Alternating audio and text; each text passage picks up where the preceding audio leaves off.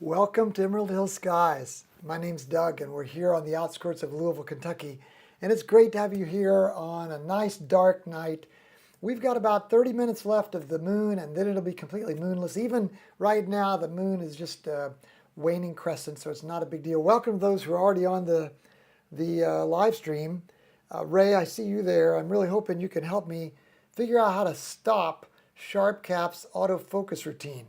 We decided to try out the multi-star full width half maximum measurement, and it's doing a great job, but it just keeps on measuring and measuring, and nothing I do can stop it. So if you don't mind, Ray, if you can kind of poke around and see if you can find anything on the web in a documentation to help us figure out where's the off switch for this thing.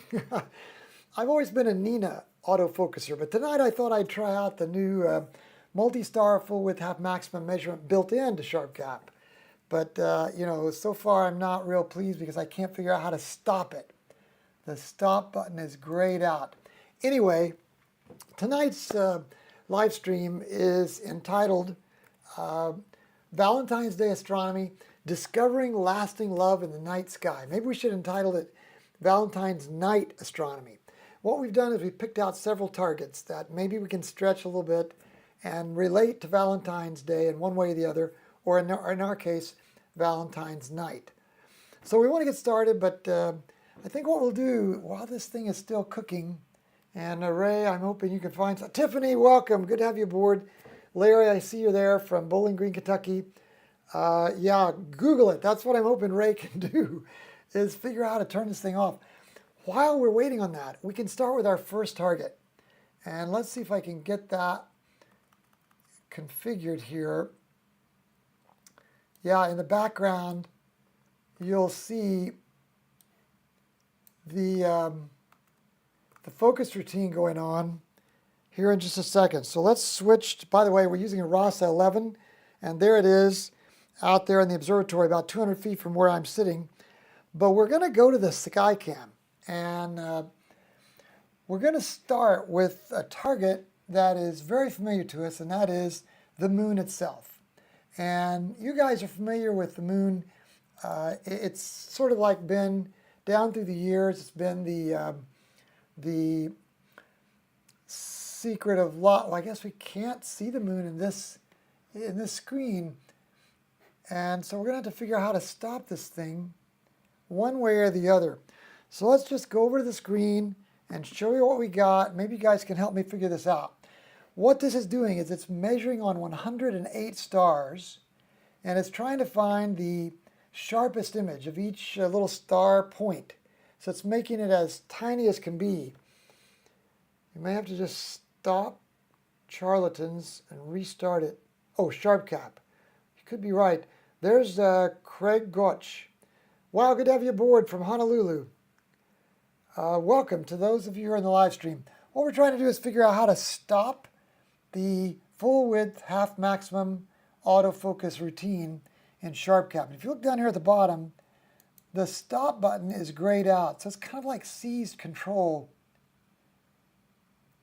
There's a thing here called stop at go to the best focus, but it's not live either. So let's make a mental note. The best focus we've achieved so far is 3.816. So I guess we could go up here in Tools and see if it'll let us turn off the focusing and then go manually to 3.816. That's the position of the best focus. So let's try that. Let's remember that setting, 3.816. But what does that even mean, 3.816?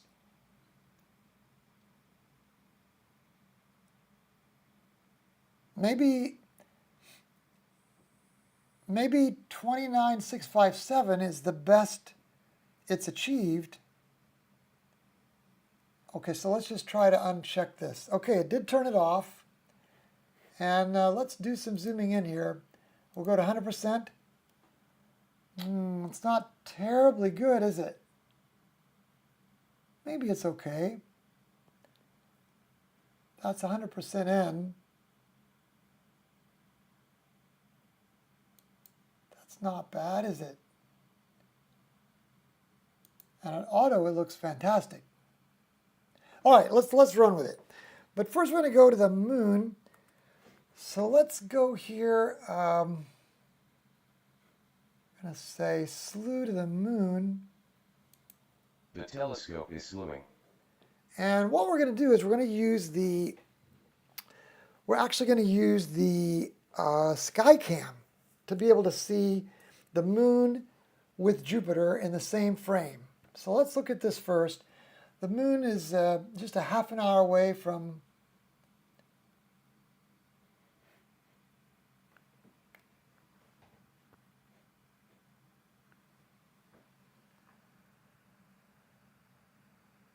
Why am I not seeing the moon in this frame? That's strange, isn't it?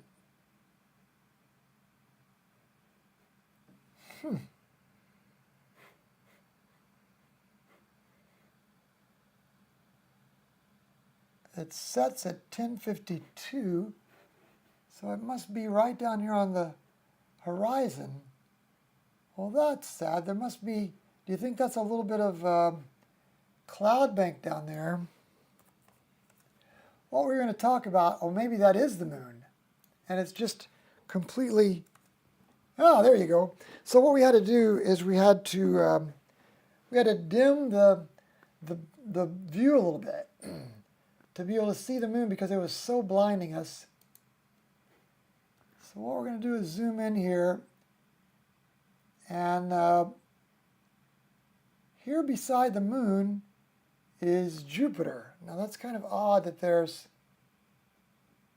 are two images there. Somebody explain to me. Let's open up the atlas and we're going to back off of this view here. Let's back off a little. See, that would be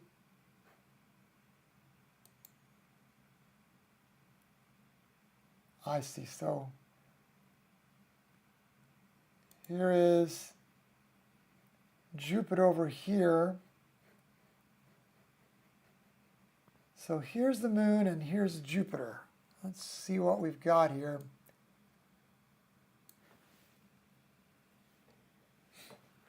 So that's Jupiter, and then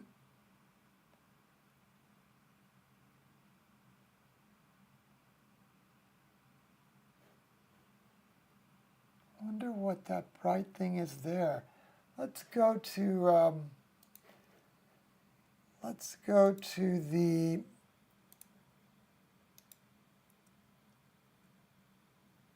overhead sky view and see if that helps us. So there's, oh, that might be, surely it's not Sirius. Seriously, that wouldn't be Sirius. Not very helpful, is it? Naked eye view. Here we go. So there's the moon and there's Jupiter. So what I don't understand, that must be one of Jupiter's, could that possibly be one of Jupiter's moons that we're seeing there? I guess it could, couldn't it? You think? Seems odd, doesn't it?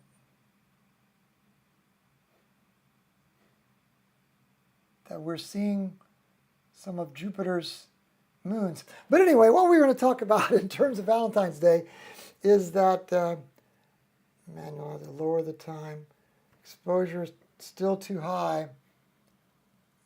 So you're saying lower the exposure even more. So we'll go down to 500 milliseconds.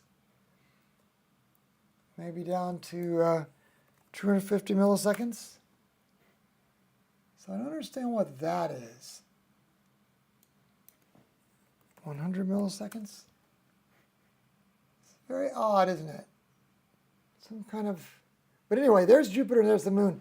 That's what we wanted to focus on, is that they're kind of in a hand-in-hand embrace here as they walk off into the sunset, or should we call it moonset.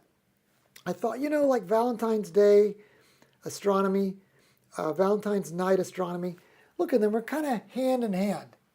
So there's the moon and there's Jupiter. Now they're about, I think, 3 degrees apart. So even in our RASA, which is a fairly wide field telescope, we're not going to be able to see both objects. We're using our sky view camera to be able to see both. And we're in about 300%. Still can't figure out what is this little half moon deal here.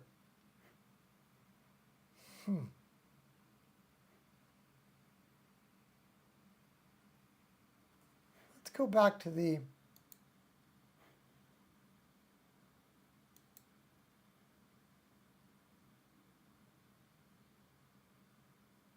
look at that airplane there.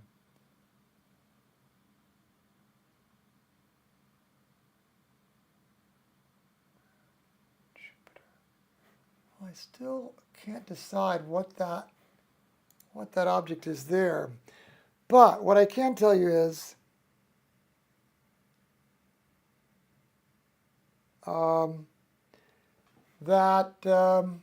okay, so Ray says try 20 milliseconds. There's 20 milliseconds.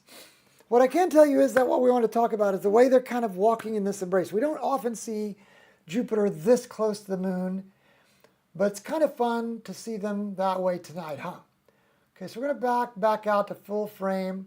Let's go back to our normal 3 seconds so we can see the whole night sky together. And then what I think we'll do is, just for variation, let's close this. And now let's go back to our, this is our main camera, which is the ZWO ASI2600MC Pro. And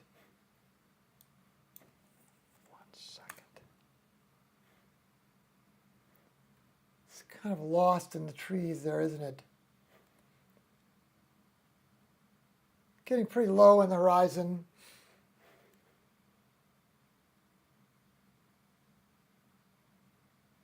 So I don't know that our main ASI 2600 MC Pro is going to add a lot, huh? You can see some stars there, but the moon is just obliterating it.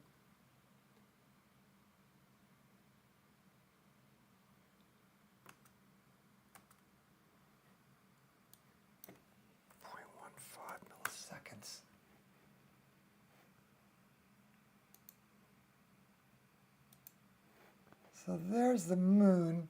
At 0.15, we're not really getting Jupiter.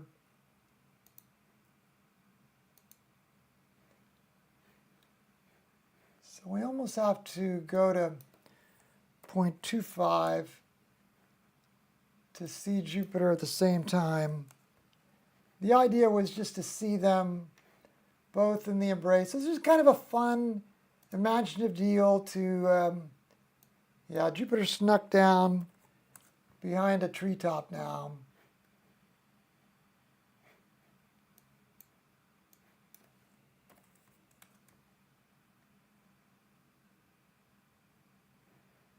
Okay, so anyway, that's what we're going to start out with, and we're just going to say here,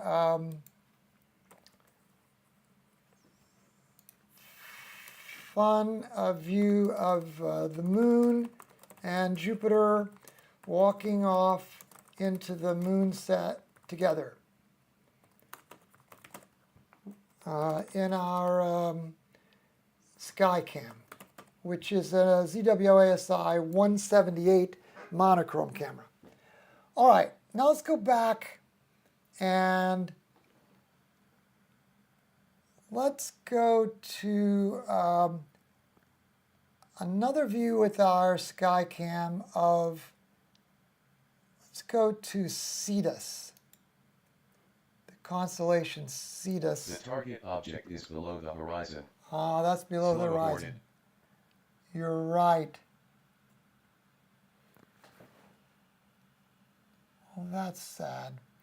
How about M50? The telescope is slowing. Okay, so we've got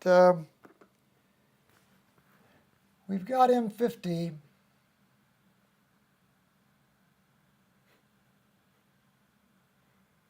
Messier 50 or NGC 2323. Bring this back up to 3 seconds.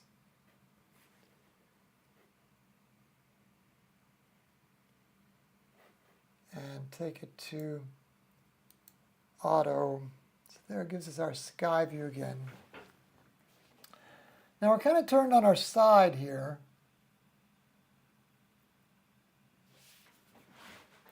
Which is a little inconvenient, isn't it?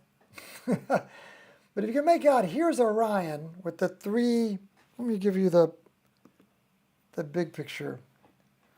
I wonder if, here's Orion with the 3 belt stars and the sword and the 2 feet of Orion and the upper shoulder. So this would be Rigel in the lower foot. So then this is, let's get our, let's see.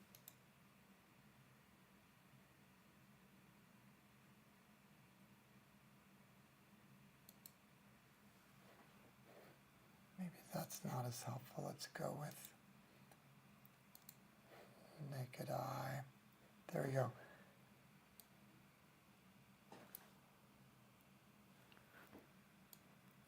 So this is your,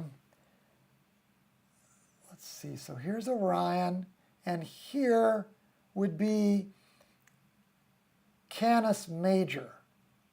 So there's Sirius, real bright star. You're not seeing the point. Let me see if I can help you see the point. There, now you're seeing, not quite as big, but here's Sirius, the dog star, and this is Orion's dog, so he's a faithful dog. You could kind of make that Valentine's-ish, couldn't you? And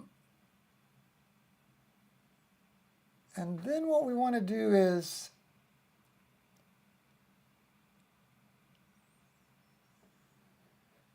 want to be able to find M50. So let's focus on the atlas for a second. That's too zoomed out. So let's zoom in again. There's M50 in the middle. It's this cluster. And the reason we want to focus in on M50 is because it is, let's go back to,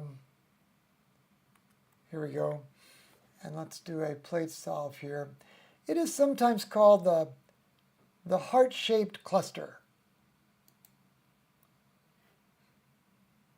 So let's do a plate solve here. Let me catch up with you guys.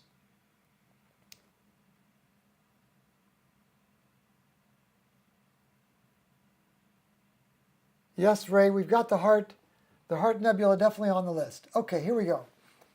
So this is the heart-shaped cluster. So let's zoom in a little bit. Maybe what, about 50%? Maybe even more. Maybe 75? Okay, so if you use your imagination, see the shape of this side of the heart. And then you see the shape of this side. Let's go ahead up into 100%. Or even 125. Are you guys seeing it? Here is one side of the heart. And here is the other side of the heart. Anybody seeing it? Tiffany, are you seeing this? The heart-shaped cluster.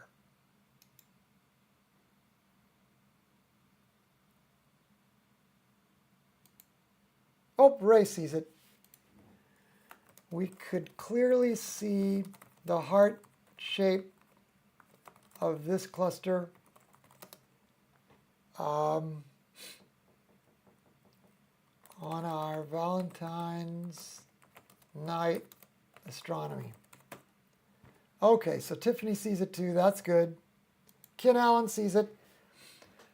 So that's Messier 50, the heart-shaped cluster. Kind of fun, right? All right. Now let's go to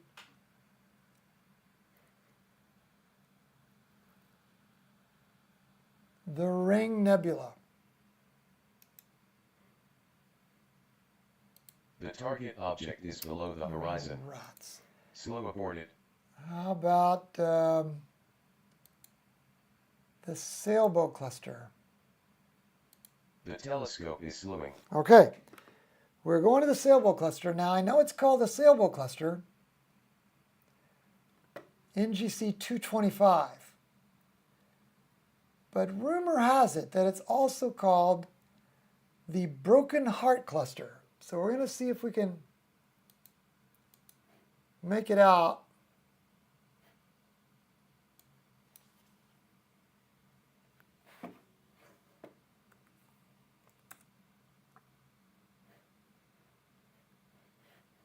Okay, so let's do our plate solve. The Broken Heart Cluster.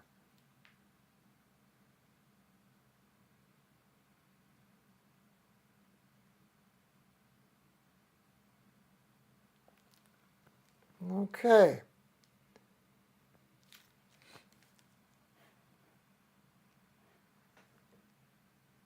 This one might take a little more imagination. The Broken Heart Cluster. How in the world is this going to look like a broken heart?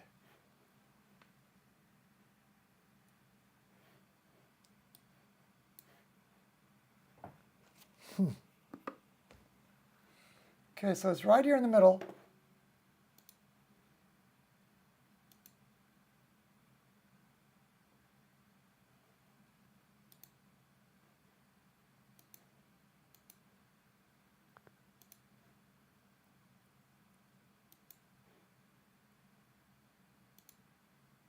Okay, so that's it right there.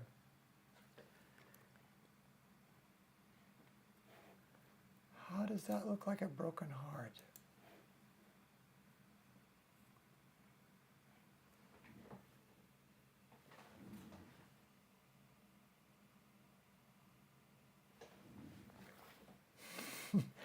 Is this V shape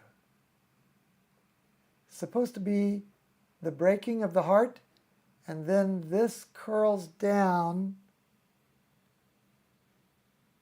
maybe all the way down to here? You think that's what they're thinking? But this is definitely a wedge shape here, isn't it? And then this comes down to here. Help us out, Tiffany. Do you see it?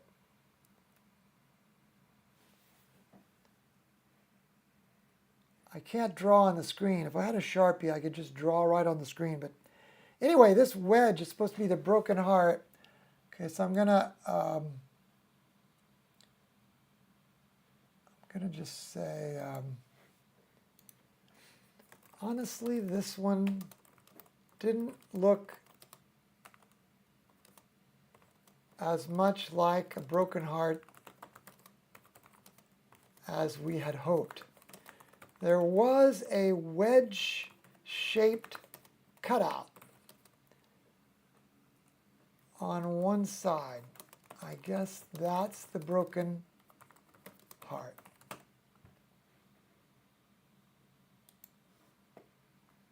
Ray just doesn't see it. I'm with you, Ray. I think it's this wedge that's supposed to be the broken part. Now, some people call this the Sailboat Cluster. Does anybody see a sailboat? It's kind of like those old highlight magazines.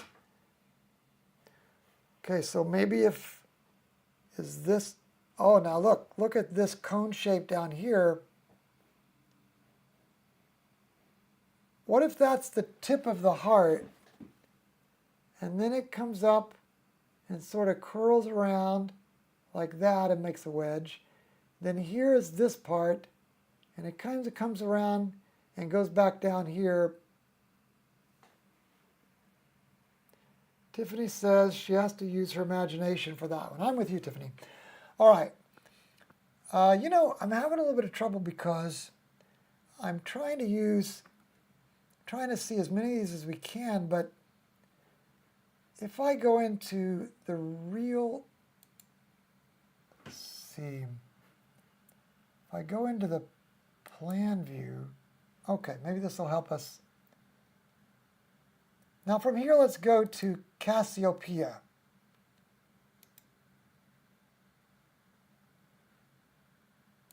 The telescope is slewing. And let's go back out to our full sky view.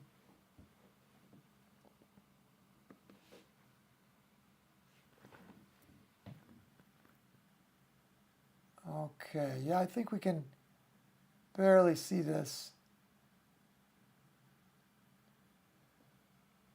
Let's go to screen view, and I'm just going to make this a little bit bigger.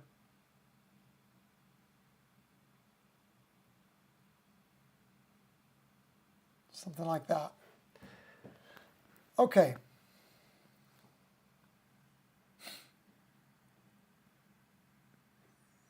Let's get our bearings here.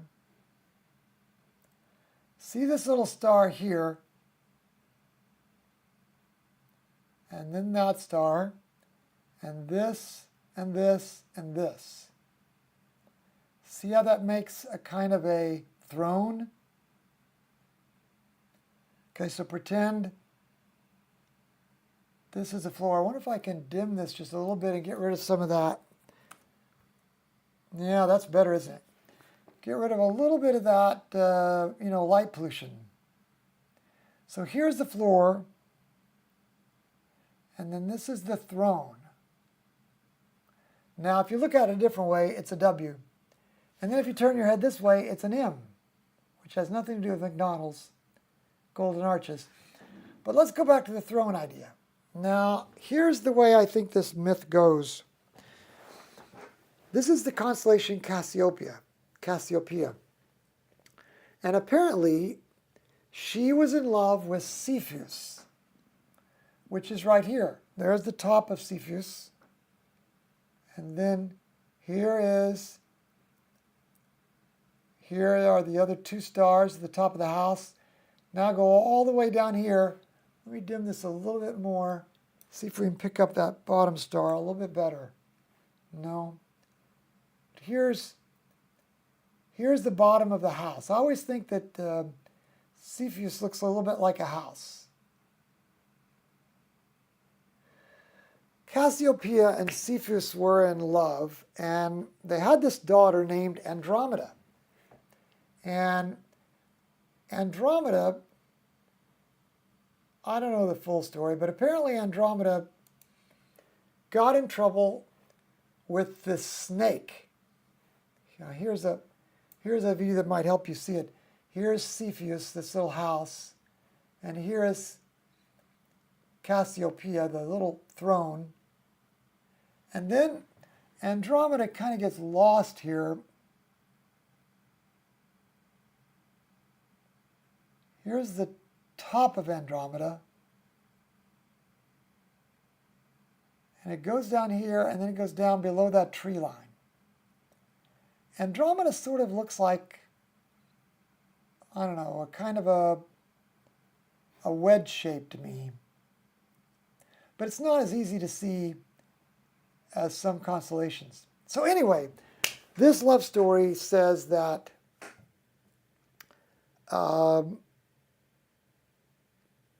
somebody like Neptune, I think, the King Neptune, was mad at them, and he created or seeked a snake called Medusa onto Andromeda. And just when it was ready to bite her or something, I think Cepheus came and cut off the head of its snake or something like that and rescued Andromeda. So it's kind of a love story because of the way Cepheus was Cassiopeia's hero. And so forever now, Cassiopeia and Cepheus are together in the sky, and of course in our latitudes here in the north, they never set where we are. They're always going around in circles together in the sky, and Andromeda is immortalized there beside them. So Something like that. You get the story. It's kind of a nice love story. So let's just do a quick little, we looked at Cepheus, Cassiopeia, and Andromeda to hear the love story of Cepheus saving Andromeda from the snake Medusa that Neptune had seeked on Andromeda. Something like that. You get the idea. I'm not big on these myths, but it is, after all, Valentine's night astronomy. Yeah, Tiffany says that's romantic. Very good, Tiffany. Thanks for tracking with us on that. All right, now let's head over to IC1805. And what is the shortcut key for? Oh, it's not a very good shortcut key on my keyboard. So we're headed to The telescope is slewing. IC1805. IC1805.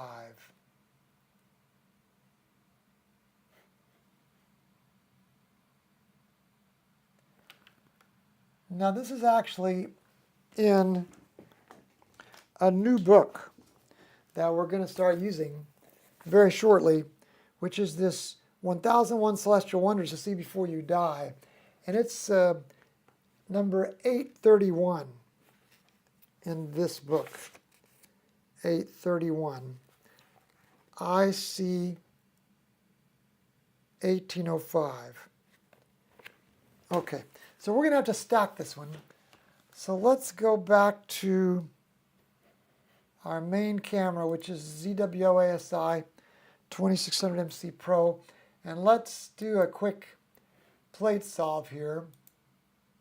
And you guys know, if you've been on the channel before, you know what plate solving is. It's when you match the sky with the image that the camera was expecting to see, and you kind of get them in sync.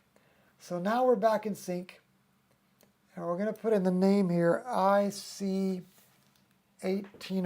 Let me put some kind of paper clip on our book to keep it from closing. It's wanting to close on us. IC1805. Now there's nothing that you can see there in the screen except Melot. What is the name of the Melot? Let's go to the atlas and see. Well, we'll do that in a second while we start stacking. But I just want to point out, right now you can't really see anything except this kind of cluster of stars here. So now let's start our live stacking. And you guys that have been with us, you know what live stacking is. It is when you take a bunch of time exposures, and we do 20-second time exposures here, but you can do different lengths. You could do, some people do 8-second time exposures. Some people do 30 seconds or even 60-second time exposures. It just depends on what you want to do. But with this rig, it seems to work out okay for us most of the time to do 20-second time exposures. And we put those at a gain of 100. And you know what I've learned to do now? I just want to tell you guys, up here under the display histogram,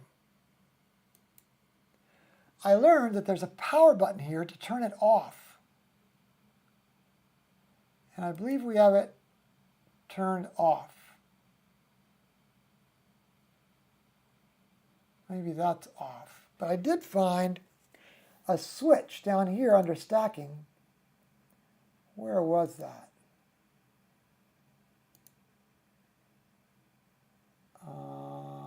Status maybe? No, it's a new switch I hadn't seen before. And it says, maybe it's under settings. Disable display stretch when live stacking is activated. But I think I have this turned off now, don't I? Which way would be on? No, that's on. Okay, so let's turn this off. All right, so I'm going to turn off the display histogram, and that way we never have to fool with the display histogram again. I kind of like that. Now let's go back to the histogram setting down here, and let's reset this. and then reset our color. And we're going to set our black level right at the top of that crest. And in order to get our fine tuning, we're going to hold the shift key down. And holding the shift key down, it lets you make your adjustments with these sliders in a fine tuning kind of way. A little bit more fine tune. Now we're going to zoom in to 100% of our camera's capabilities. And then we're going to just let this sit for a minute. Maybe 75%. Yeah, let's let that cook for a minute now. We're up to 2 minutes. And while that's cooking, let's go back over here and bring up our atlas. Well, you know what? Let's first bring up our the naked eye view, which is in. And so here's IC1805. So see, we're still kind of within Cassiopeia. And I thought it was kind of romantic that this particular nebula would be located right here beside Queen Cassiopeia, after she was so impressed by her hero Cepheus, who saved the life of their daughter Andromeda. So, you know, if you're looking for this in the night sky, just find that little house, Cepheus, and then find Cassiopeia sitting on her throne, and kind of right behind the throne, right behind her head, you'll find this nebula, which is none other than the Heart Nebula. Now, you can't see it looking much like a heart yet, but you can start to see a little bit of the reds. Takes a little bit of time. Let me catch up with you guys while that's stretching. Frank, the heart of the heart. That's awesome. The opal guy, yeah, Ray says that's the center. Awesome. Yes, Ricky, I'm totally buzzed. Overindulged a bit, Buzz. Tiffany. Tiffany's made good on her Valentine's Day night, apparently. Let's see. Ray, nice feature to have. Yeah, I just wanted to get rid of that display histogram so we don't have to worry about it. Ricky is eating chocolate Thin Mints. Tiffany says it's one of her favorites. Ray, that nebula really pops out with a dual band filter. All right.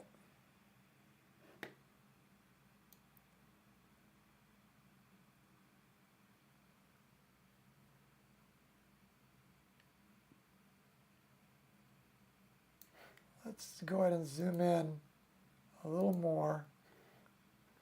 So, help us see how the Heart Nebula looks like a heart.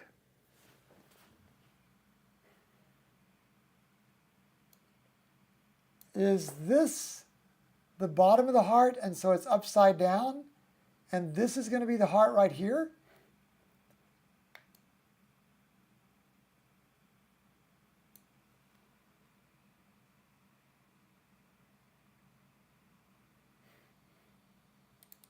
IC1805 is an open cluster in Cassiopeia. It is magnitude 6.1, with an apparent size of 20 arc-minutes. This open cluster is 6,100 light-years away. It is 36 light-years in diameter. Its stars formed out of a cloud of gas and dust 6 million years ago. IC1805 is also known as OCL 352. And Colander 26. Note brief from My Attachments 0831. Okay, so that wasn't very romantic, huh? Let's zoom all the way out. Frank says you have to be zoomed all the way out to see the heart shape. Not seeing it yet.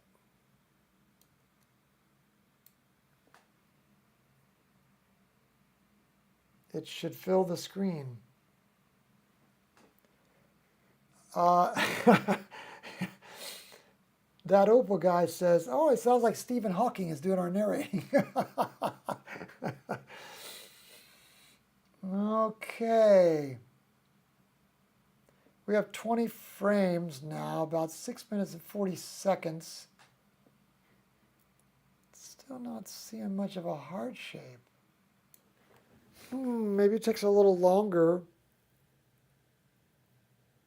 But, you know, the IC1805 is the nebula here in the middle. Now I wonder if we were to try to add an object, can we just search for the Heart Nebula? Sure enough. Oh, so it doesn't let us add it again because it knows, it thinks anyway, that the Heart Nebula is the same as IC1805. So let's open up our atlas. That's not very helpful, is it? Let's back off a little bit. So this, it's basically saying this entire area here is nebulous, just a giant area of nebulosity. But it's pointing out that the cluster is here in the middle. Oh, look, it's identifying, yeah, it's identifying this entire area as the Heart Nebula.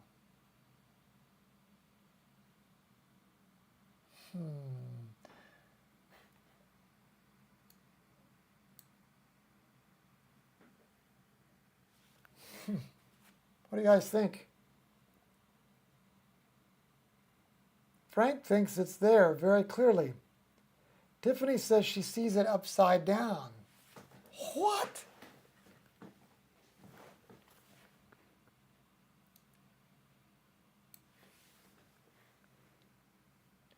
Boy, you guys must have better color vision than I do.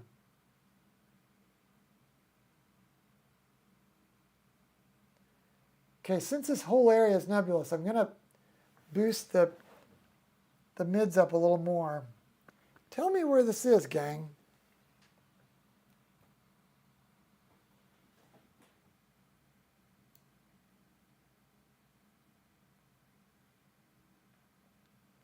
Okay, so we are seeing this shape.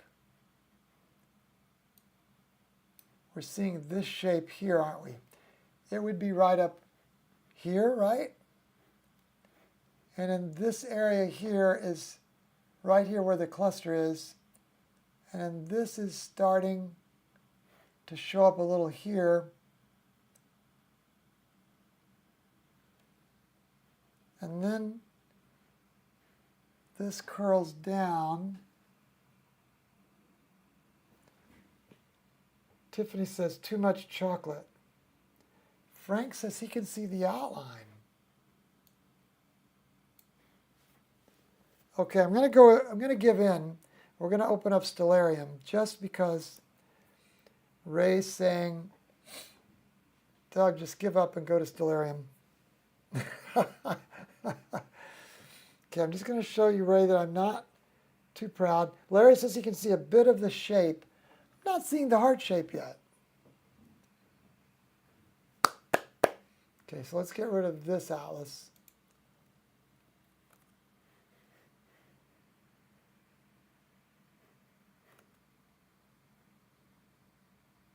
Where did it go?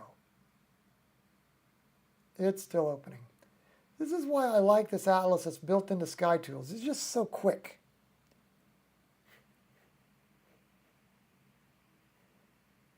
I don't even know where Stellarium went. Oh, there it is. That took a long time.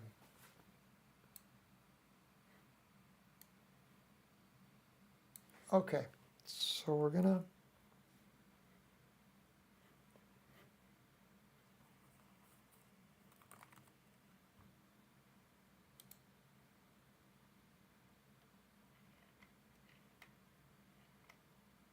okay, so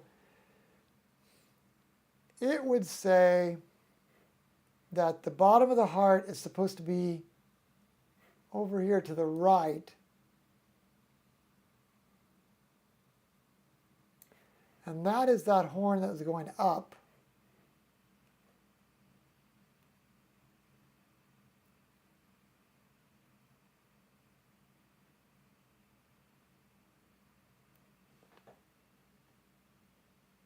And this is the left side of the heart right here. So it's supposed to come, let's make this nebulosity a little bit darker. Now it's too dark.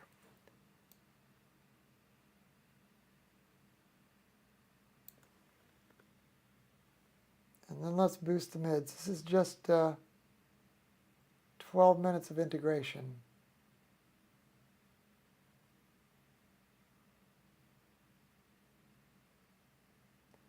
But just forgive us for a second.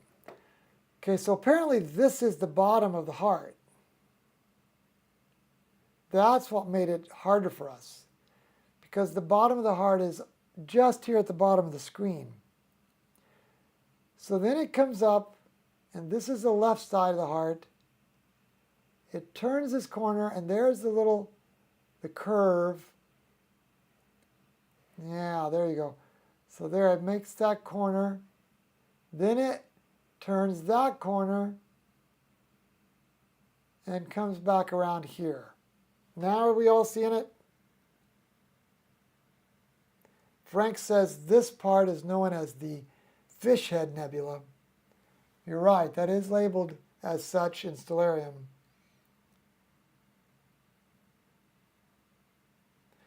Well, Ray, this particular light pollution filter is designed to let hydrogen alpha through. So it should allow it. I mean, these red areas are hydrogen alpha, so here's the fish head coming up around this corner, here and here. So anyway, there's the Heart Nebula. Fitting that we should go there on Valentine's Day astronomy, right? Got to be there. Okay, so I'm just going to say here in our log entry, it was hard for me to make out the Heart Nebula around this cluster. But part of the reason was because the bottom cone-shaped part of the heart was just barely on our screen. Frank said this bottom part was also known as the fish head nebula, which is not very romantic. You're in the middle of, viewing your beautiful heart-shaped stuff with your date, and then you call her a fish head. That's just not at all romantic. Once we pulled up Stellarium, I admit it was easier to visualize it. Tiffany, you're good to encourage. Ray says, not quite as much hydrogen alpha coming through.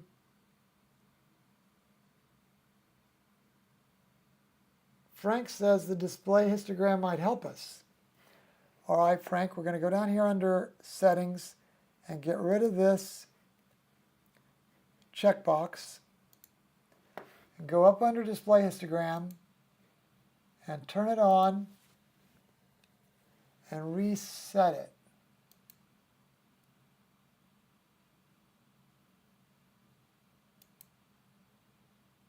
Maybe since we haven't been using it for the stacking, maybe it's not quite as helpful.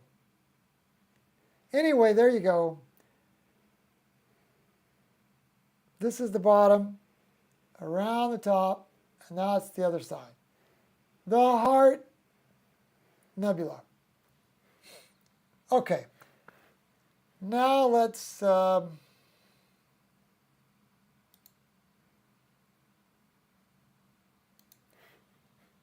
head over to, everybody who The telescope is slewing. everybody who has done Valentine's Day at one time or another has probably purchased roses for your bow, right?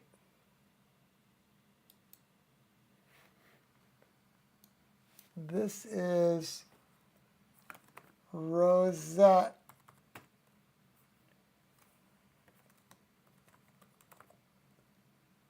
Nebula.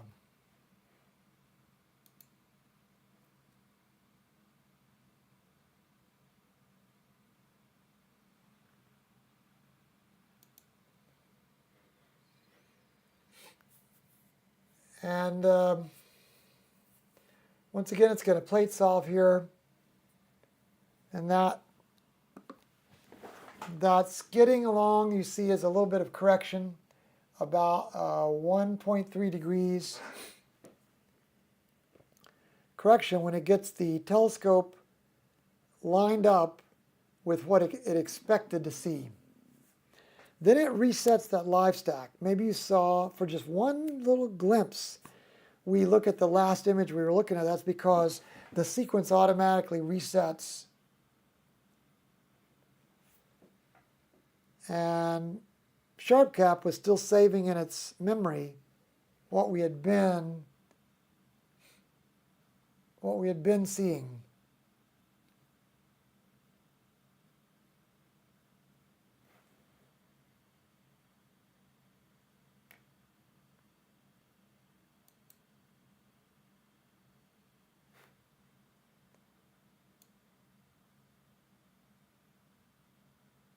Okay, so this one was a lot more visible from the very beginning, wasn't it? I mean, it will be once I get these tuned. Something like that. And then look at that, right from the beginning frame. So that's just 40 seconds. And of course, what the astronomical artistic part of the world would love you to believe is that that looks like a rosette. What's the difference between a rosette and a rose? Pray tell.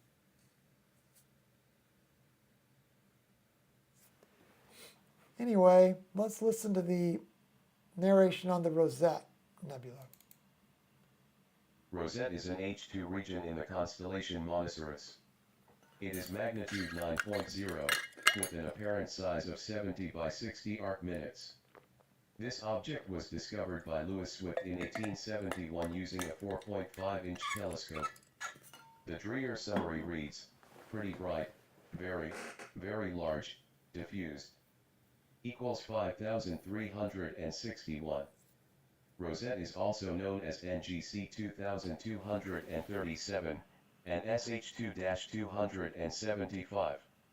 Note brief from My Attachments.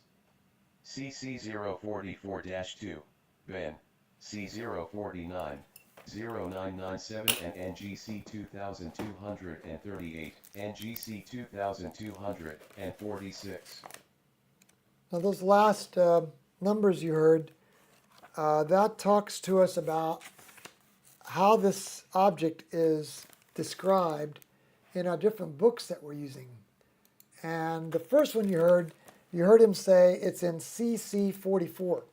And CC stands for Cosmic Challenge. That's the book by Phil Harrington. And you can see, sure enough, it's described here in the Phil Harrington book as NGC 2237.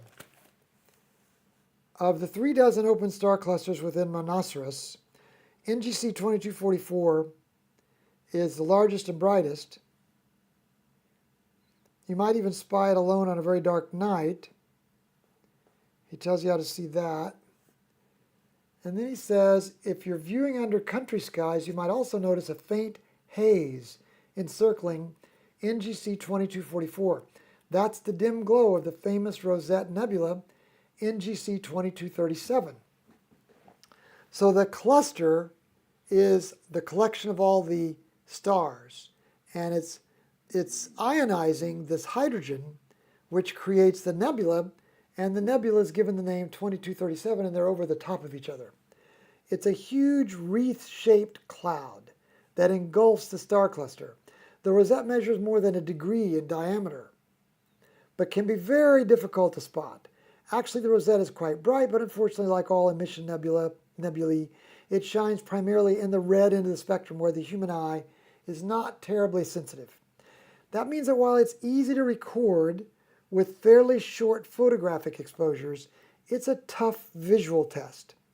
I've been able to glimpse it as a ghostly broken ring surrounding the cluster through 10 by 50 binoculars on clear winter nights, but under average skies it stays hidden among the stardust. And surely here in the city pollution, light pollution of Louisville at Bortle 6 skies, it would stay hidden.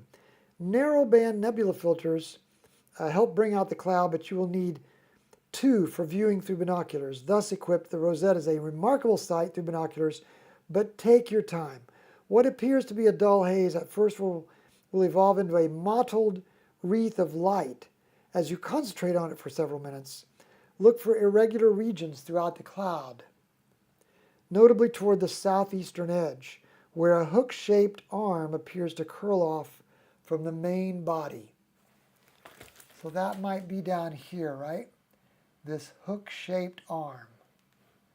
Now to see that more clearly, what we can do is we can open up this atlas and this is the hook-shaped arm.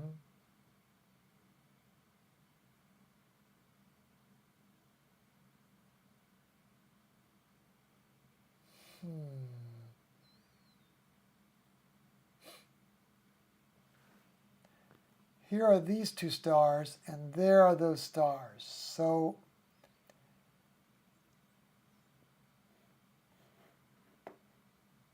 the hook shape would be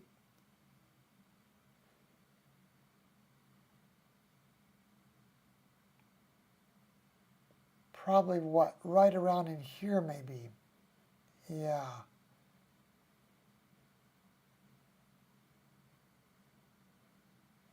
There's that hook.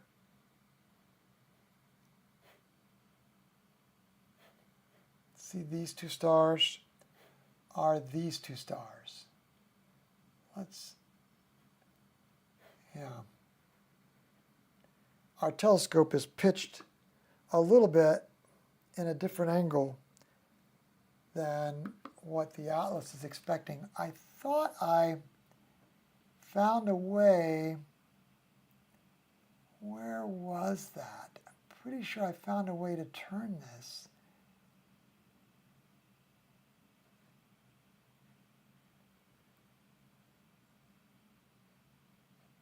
Was it?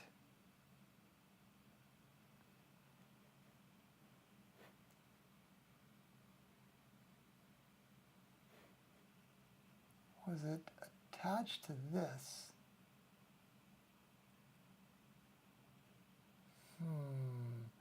Anyway, once you find the handle, you can turn this. I'm just not seeing it right now.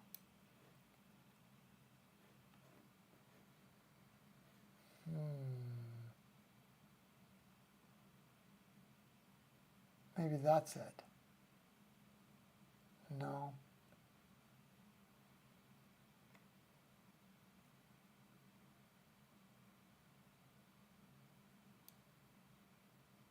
No, you can pull it, but rats, I was thinking I found a way to turn it.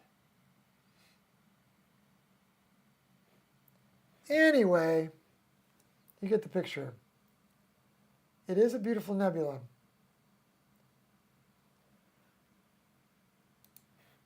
The Rosette. Now, when I have tuned it before, I've turned up the reds because I'm kind of red colorblind. But then afterward I felt bad because it really is supposed to be left in the pinks like this. But I tend to want it to be richer because I'm a little red-green color, a lot red-green colorblind. That's 8 minutes, so let's go ahead and save it as seen. And then I'll show you the way I typically turn it up.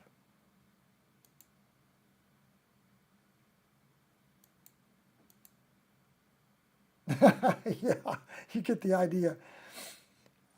That's a little bit too much, isn't it? But it does make it like richer red. Anyway, that's not correct.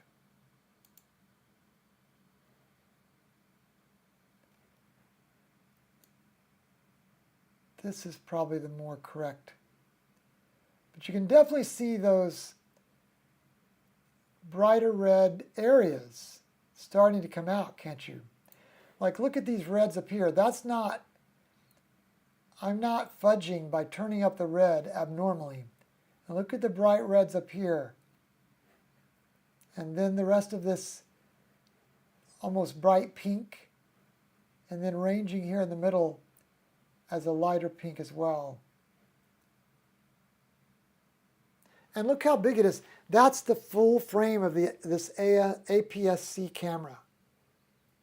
And it has a height of 1 degree and 27 minutes. So you can see from down here all the way up to here, it's taking up more than a degree because this APS-C frame is 1 1/4 degrees, actually 1.5 degrees, and it's almost taking the full 1.5 degrees. This is a huge nebula, the Rosette. And it's just 10 minutes of integration there. So we'll save that image one more time. And then move on. Miles to go before we sleep. Here on Valentine night's astronomy. Now we're going to go to the Ring Nebula. And you guessed it. The target object is below the horizon. Oh, it's already below the Slow horizon. reported. So sad. Well, let's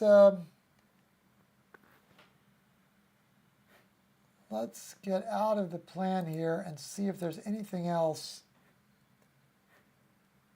Because what I don't like about SkyTools is when you click on this checkbox that says, now give me a plan. What I don't like about SkyTools is it decides for you that some of these are too dim. And honestly,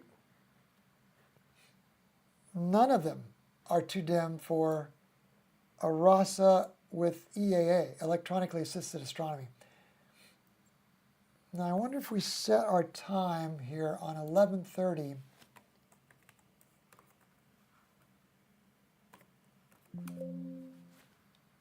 And then, did it adjust? See, it didn't. The only way to get it to adjust is to click on Plan.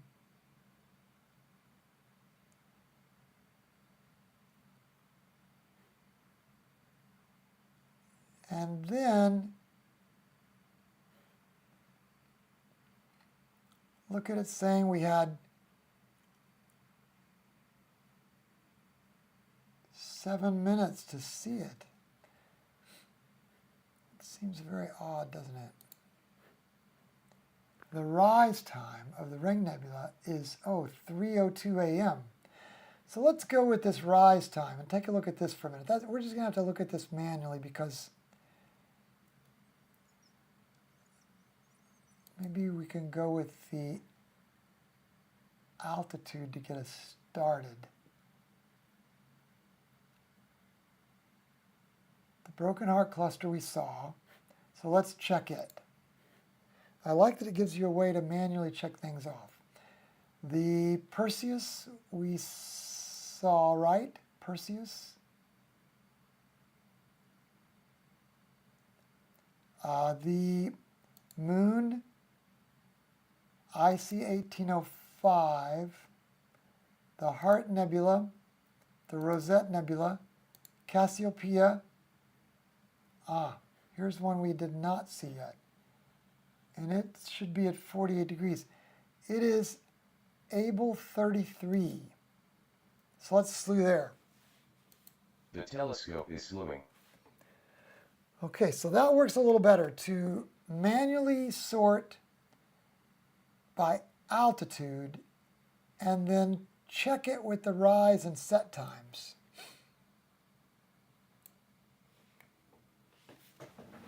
Huh.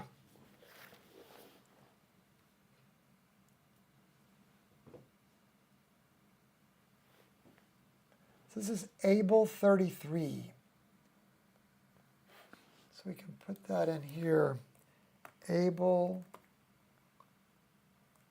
33.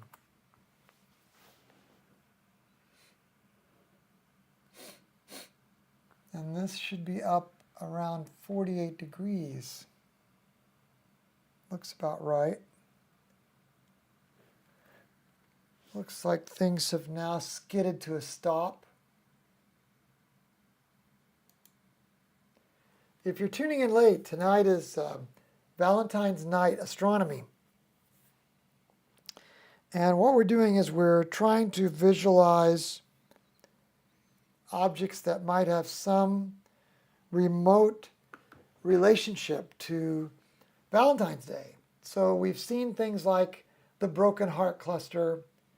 We've talked about the relationship between Cassiopeia and her daughter Andromeda, and the Medusa head. Now we're going to focus in on Abell 33. And that's also in Cosmic Challenge.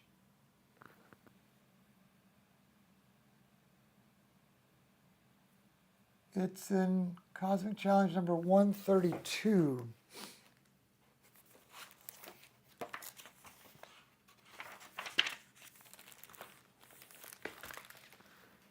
Abell 33.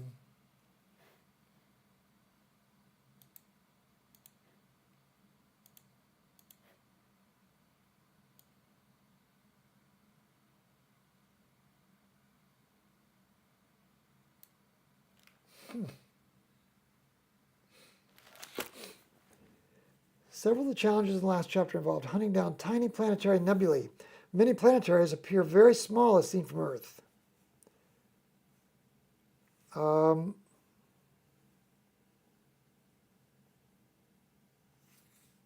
Abell 33 was first spotted by George Abell, appropriately enough, in the 1950s.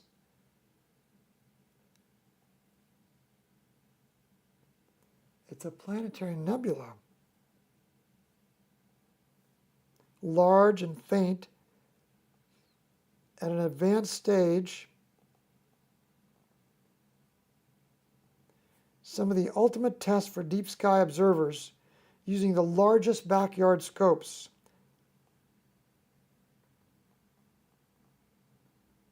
Tells you where to find it.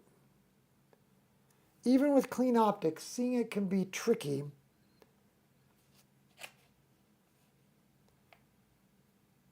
He says you have to add a occulting bar to your eyepiece.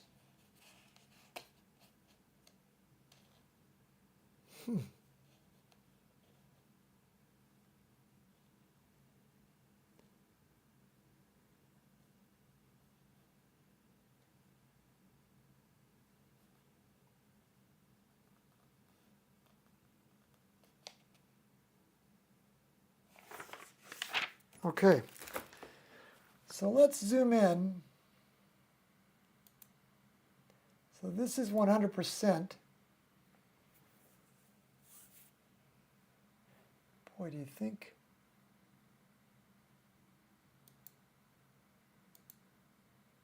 That's almost got to be it right here in the middle, doesn't it? Let's bring up our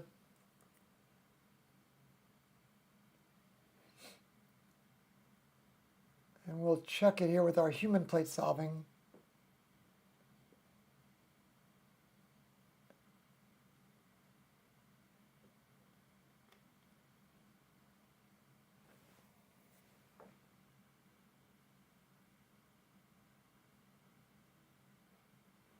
Yeah, see this fence here.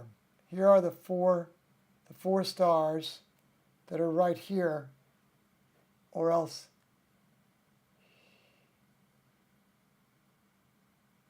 let's do this the easy way. Let's see if by chance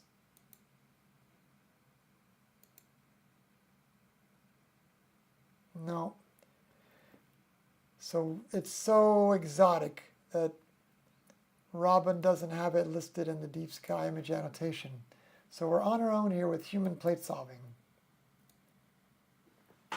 Okay, so look at this trail of stars here.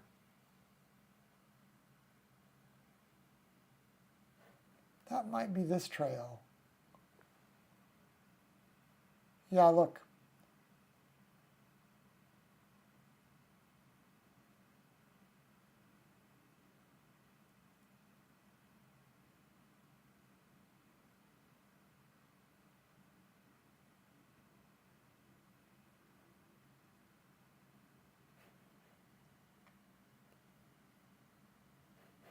Let's make this a little bigger.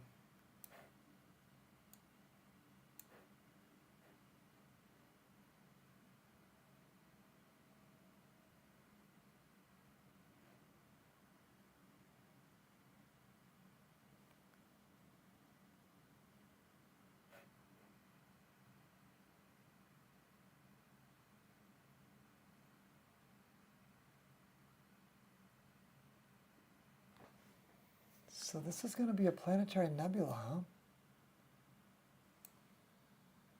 Wow, this is challenging. Okay, let's zoom in.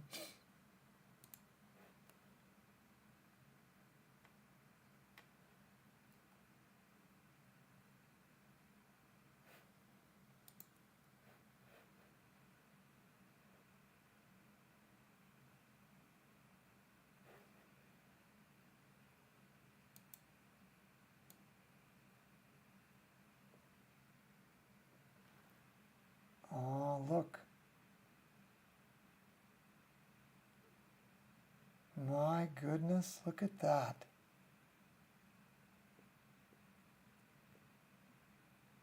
It is so faint. Wow. You know what? Electronically assisted astronomy just astonishes me. Here we are in 6 minutes. Look at this beautiful little faint glow here.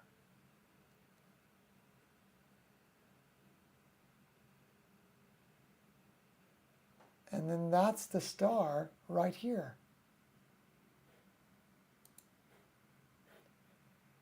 This star is that star. And this little star here is that little star. And across the way is that star. What I love about Sky Tools is that every single one of these stars is named. So for instance, this star right here, so this is the live view. This is what we're seeing live. That star is called Hipparchus 47369. But look at this little star, which is this live star here. That little star is called GSC 04897-0094. Now if you go to, see, this is Abell 33. If you go to Stellarium and you look up Abell 33,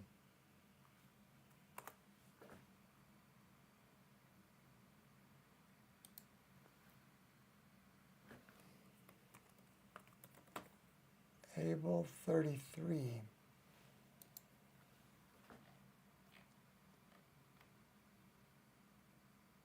Well, that's odd, isn't it? It has it underneath the horizon. Why would that be?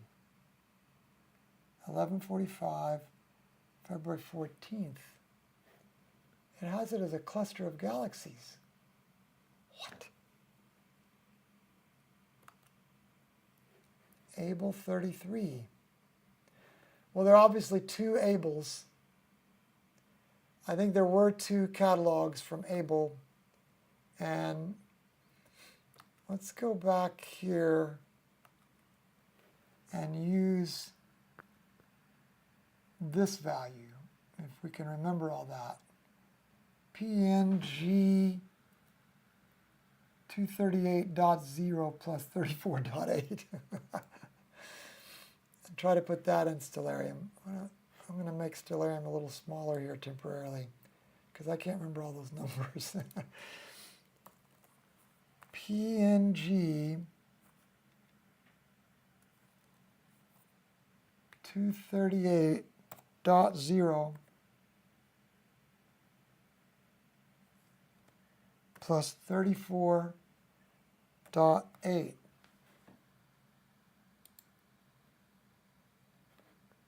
Okay, so hats off that it has it.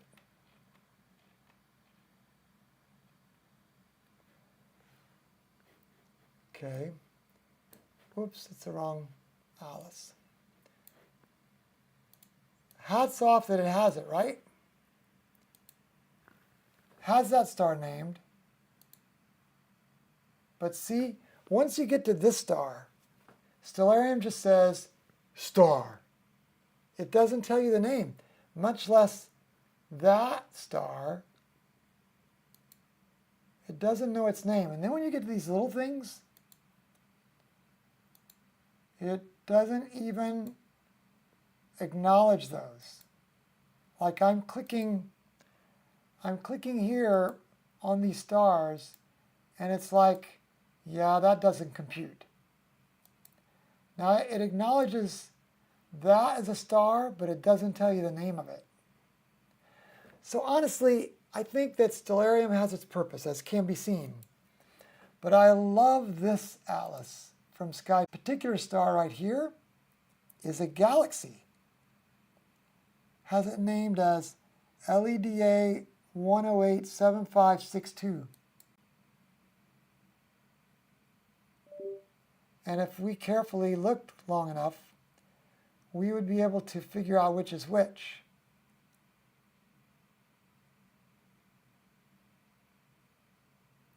Because of our human plate solving gifts.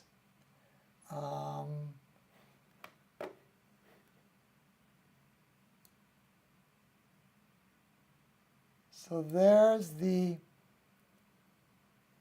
planetary nebula, and that star, that star, that star,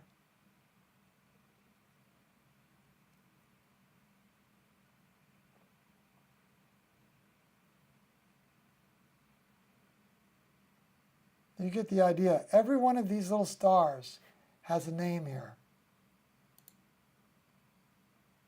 And I just love that. Anyway, see what you guys are saying.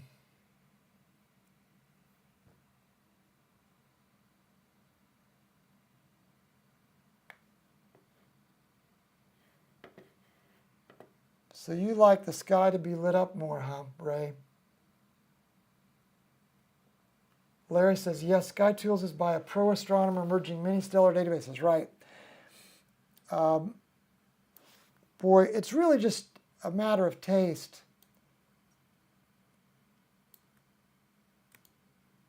The more I move this black bar over, Ray, the more to me it lights up the whole sky. And to me, that just kind of destroys your view. See? I like for it to be black enough in the sky, personally, for my taste, so that that object stands out a little bit. But I guess that's why, you know, to each his own, right? Anyway, pretty amazing. Let's do a quick log on this. We're going to say, boy, this object at first seemed rather impossible. But with EAA, we could see it clearly after just 8 minutes. How would you describe this? The cloud of gas was circular and somewhat obscured by the relatively brighter star beside the planetary nebula. Now here's what's cool. In the atlas, these stars, IT 47,369 is in Hydra. It is magnitude 7.2. IT 47,369 is 780 light-years away.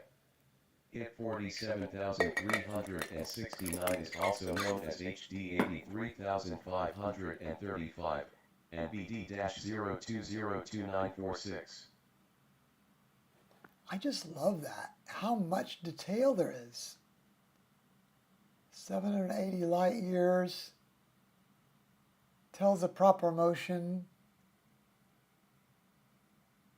Gives all the alternate names in 4 different catalogs. Tell you what, I'm a fan of Sky Tools. It's official.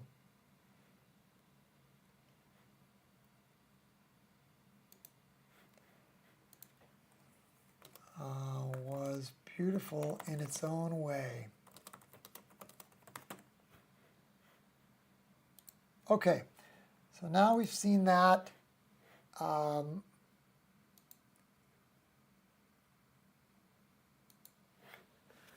We saw Andromeda. We saw the Sailboat Cluster, which was also known as Broken Heart. Now let's see if this Andromeda galaxy, it should be, it's below, it's already set as well. So we're going to mark it off. The Ring Nebula doesn't rise until 3:02 a.m.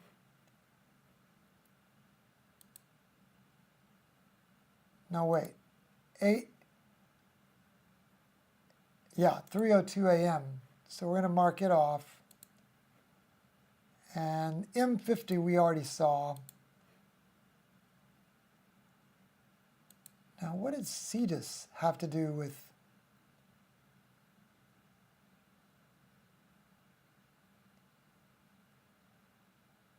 Oh, I think it's already set anyway. 9:37 is when it sets.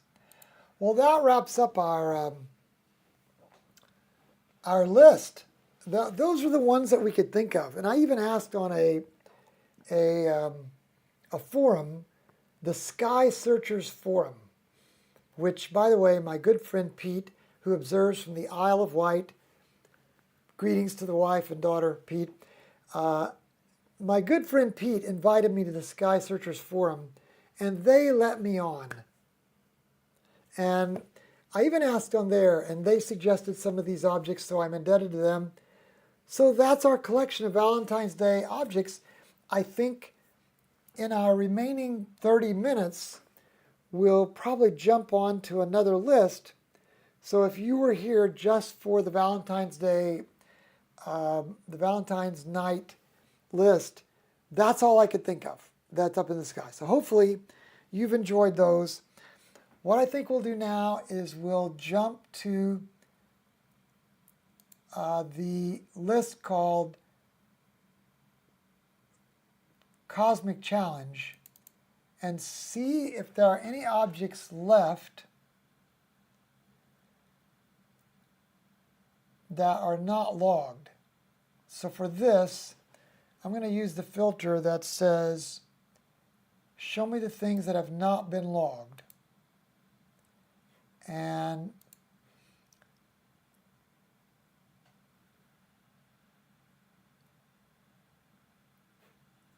now let's go to the real-time observing tab.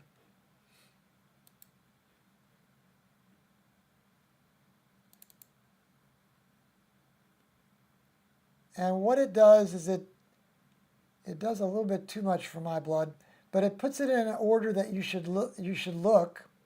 In other words, it figures out the best order from one object to the next.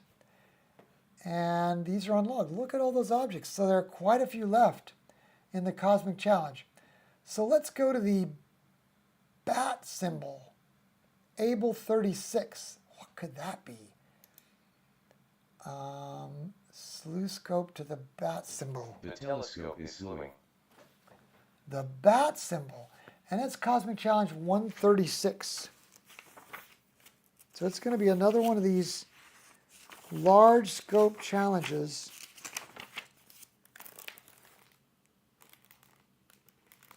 Viewing bat symbol. Oh, there it is, the bat symbol.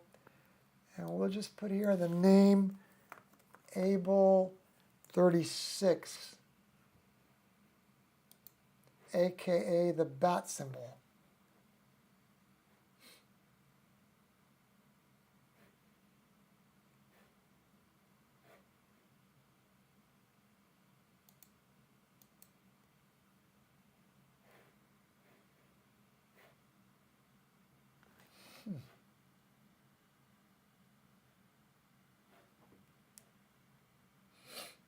Why don't we have any?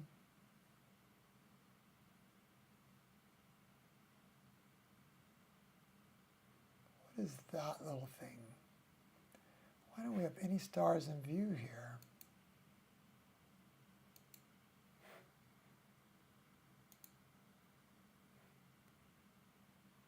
Plate solved, failed, only 4 solved. Okay, so let's go ahead and stop that.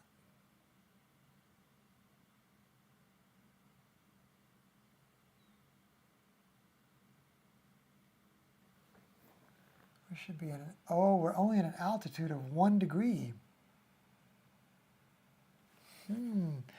So we're down into a tree line. So that's because I turned off all the altitude checking because I just didn't trust it. Now we know why. Let's go up to an 11 degree object, ACO 2065. The telescope is slewing. This is 11 degrees above. But you know, I just didn't like it. Like, it would turn off the objects that I thought we ought to be able to see. Tiffany says, same bat time, same bat program. Viewing ACO 2065. Tiffany says, that is a neat program. Thank you, the Cosmic Challenge. All right, now we've got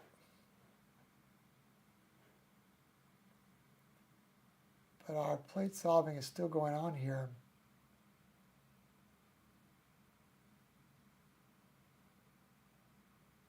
How do we get that to stop?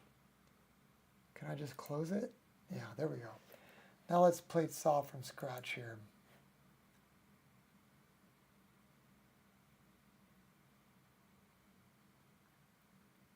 Viewing ACO 2065.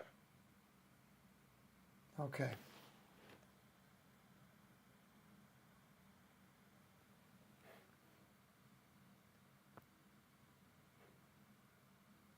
$11.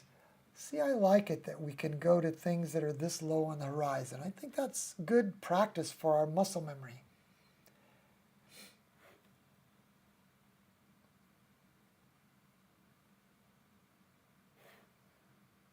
So let's go imaging only here. This is Abell 36. Maybe not anymore. Now this is Echo, but I think Echo is another name for Abell. It's just a different Abell guy so that you wouldn't confuse them. This is Cosmic Challenge 165. Uh-oh, that's in the monster scope area. And that's for 18-inch telescopes. Galaxy Cluster, it is Abell Galaxy Cluster 2065. And in SkyTools, he uses the ACO just so as not to confuse it with the other Abell.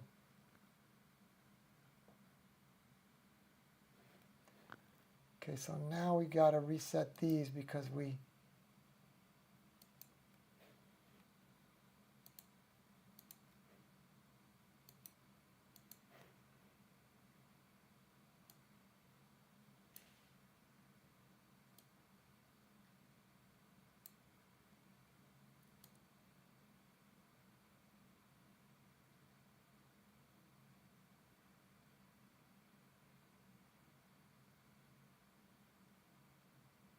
okay. The last two challenges were just down the block, a mere 300 to 4 million light years away compared with the next one. This time out, our telescopes transport us to an incredible 1.2 billion light years. 1.2 billion light years. Galaxy Cluster 2065. More than 400 galaxies are huddled within AGC 2065, but because of that incomprehensible distance, the light from these massive collection of stars has dwindled to nothing more than the faintest whisper. Seeing even the slightest hint of AGC 2065 takes more than just aperture. It takes supremely dark skies, a trained eye, and an accurate chart of the region. Gulp. Very little has been written about AGC 2065 and amateur observing guides.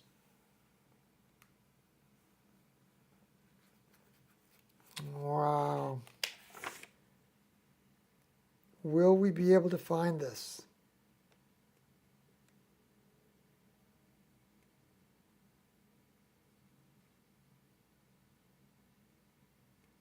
It says if you can see only one of them, it's amazing.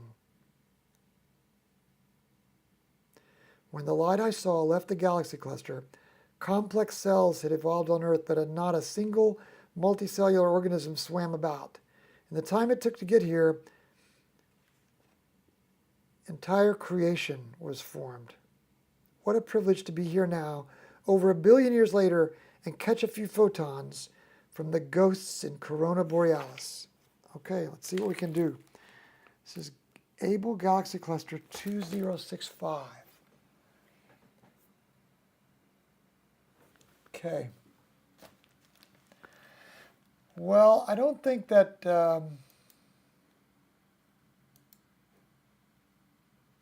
Robin is going to have any of this in his deep sky image annotation. Nope. So we're on our own here. So let's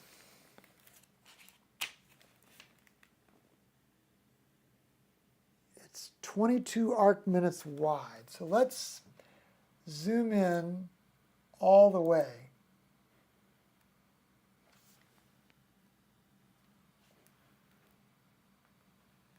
We've dropped to 34 degrees, and temperature-wise, we started at 44, and now we're down to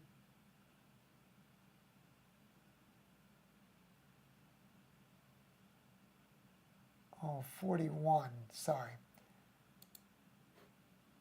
Oh, that was the dew point, 34. So where's the temperature? Oh, here it is, 41.7. So we've just dropped 2 degrees, but that's enough to throw out our focus at this zoom, throw out our focus just a little bit, which is not helping us, is it? Let's start a little bit wider. And now let's bring up our atlas.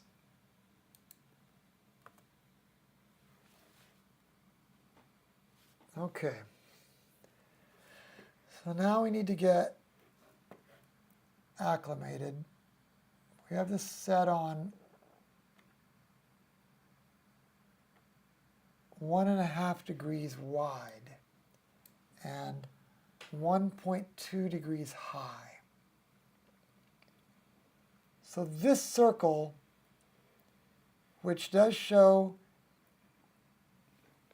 Abell Galaxy Cluster 2065, Sky Tools uses the abbreviation ACO. It's all within. Let's go out to about here first and see what we can find. Human plate solving.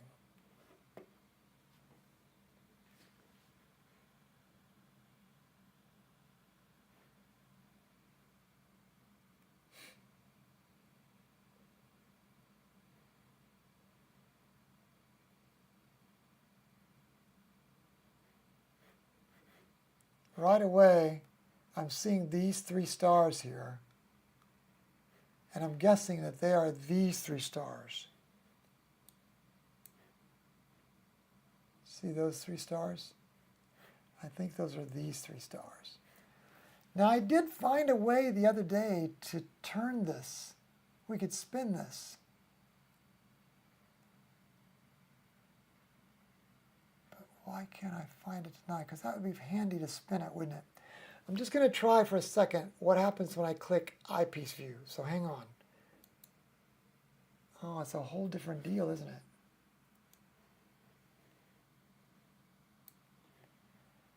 This one you can spin. So let's make this bigger.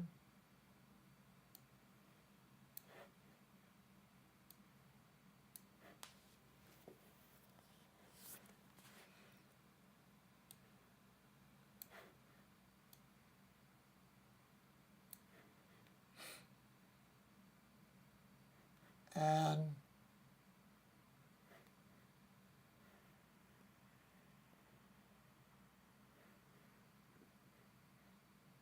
can I back off of this? I can. Okay, so these 3 stars are those 3 stars. Right? We think?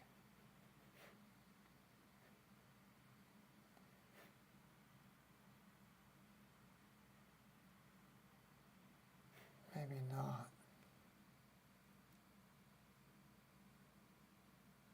Look at all those galaxies. Oh, look. So this is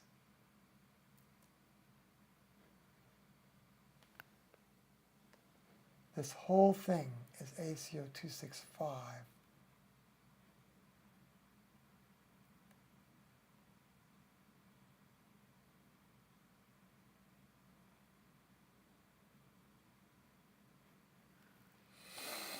This is hard work, isn't it, guys? Sorry about this, but we got to learn how to do this. This is important.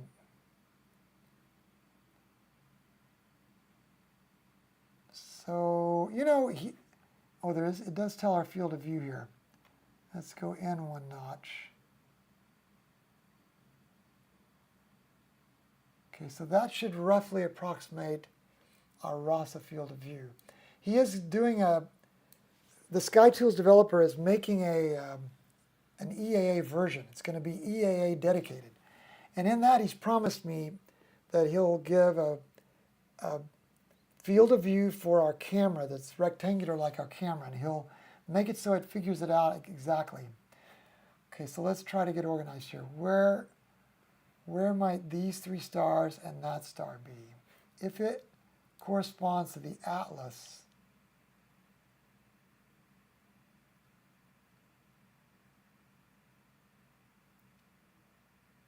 then our field of view in the camera is quite a bit smaller. But this eyepiece view is completely different.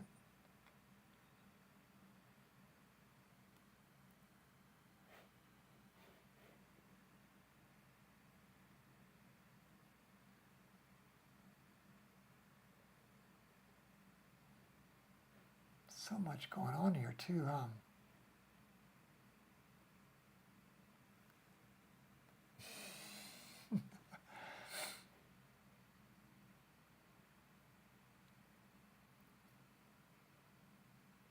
This star would be pretty bright.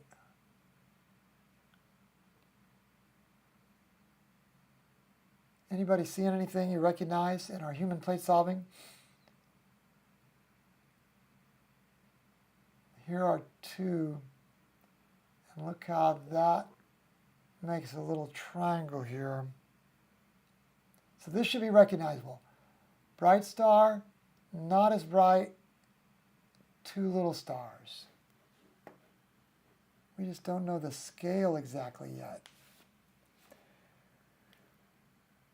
Should be up here somewhere though. Anybody seeing it? I do have this, but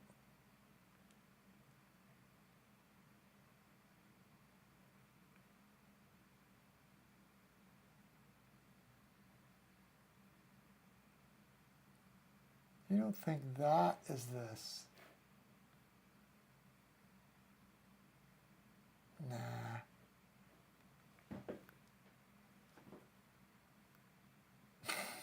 You guys are having as hard a time as I am, aren't you? This is hard work. Part of it's because we can't get the sense of scale yet, right? Look how bright that is. That would be incredibly bright.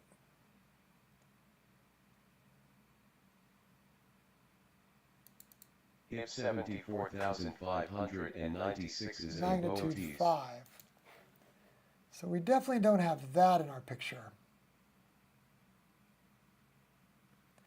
We're at the full frame of our APS-C. So we should see 1, 2, 3, 4, and then 2, and then, okay, so let's look for this pattern. It comes up like this, and then it goes across, and then up. So kind of like a, let's call it a car seat. And that's the part that goes down to the floorboard. I don't see anything like that. But see, it's going to be turned a different direction.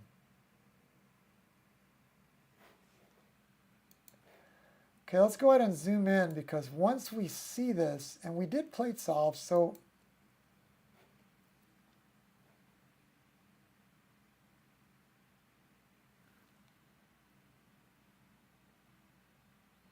some of these are galaxies.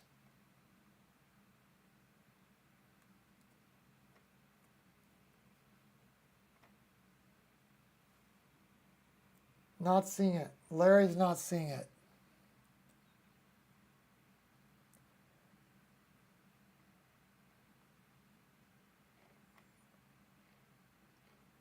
The other thing that's plaguing us is we did slip a little bit on our focus, didn't we? So that's plaguing us. The other thing is we're zoomed in beyond our optical. But look, this, I figure this is a galaxy and that's a galaxy. Let's go back to 100%. I figure each one of these are galaxies. Because look how their color is a little different.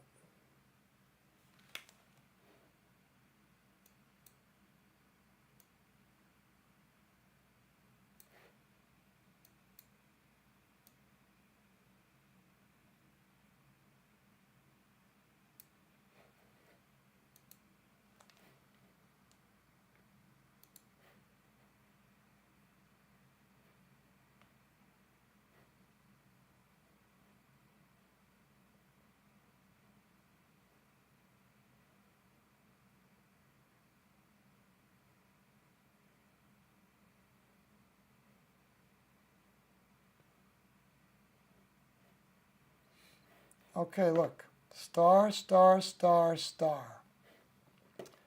Could this be star, star, star, star?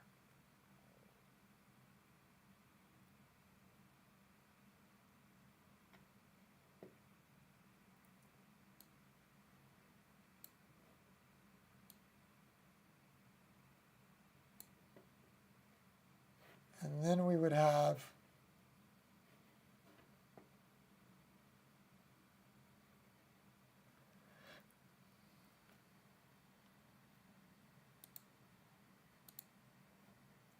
this. What does that mean?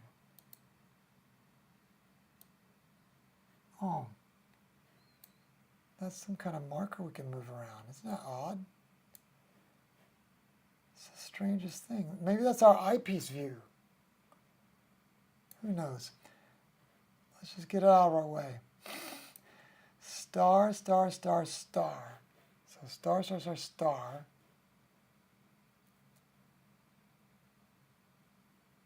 Then you would have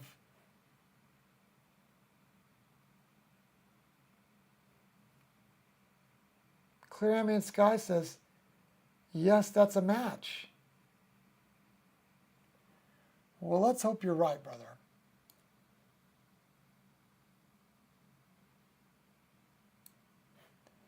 Now, if that's the case, then there should be star, star, star, star should point directly into two stars. Star, star, star, star might point at these two. Doesn't look like an exact match, does it?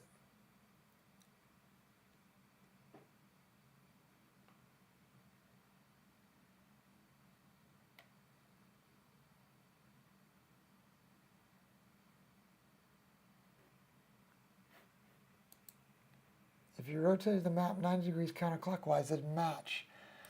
Okay, we can't rotate this one, but we can rotate the eyepiece view. So let's go back to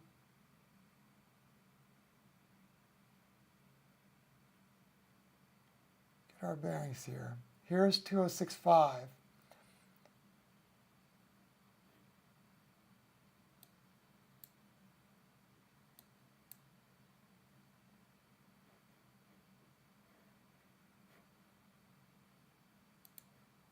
Is this what we can rotate? This little thing? It is.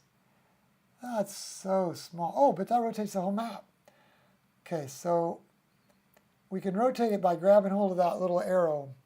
And you're saying rotate it down about like that.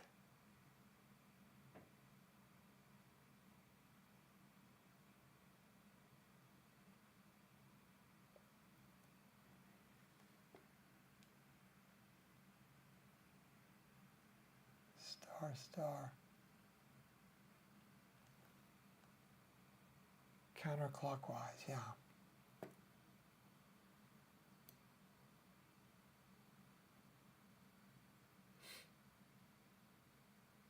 Did I go the wrong way? Look at those three. That doesn't work, does it?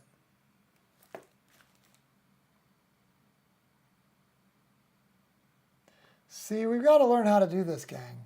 This is a muscle memory we have to develop. Star, star, star, star, 4 times. Okay, so is that this? Star, star, star, star. Is that that? I doubt it.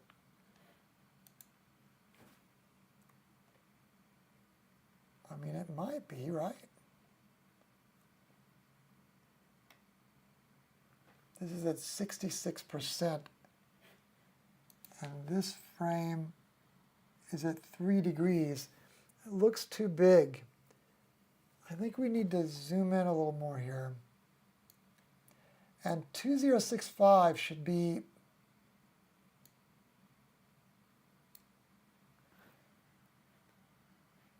what do we have to do to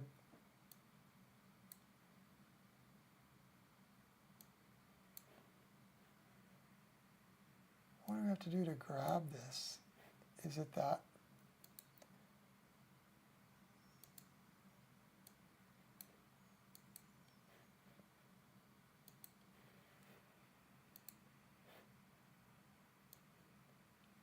Does this map, the atlas, kind of put us where we are with the eyepiece? Is that it? So we can drag this one. Look at that little blinking crosshairs. Maybe that shows you where the eyepiece is going to be viewing.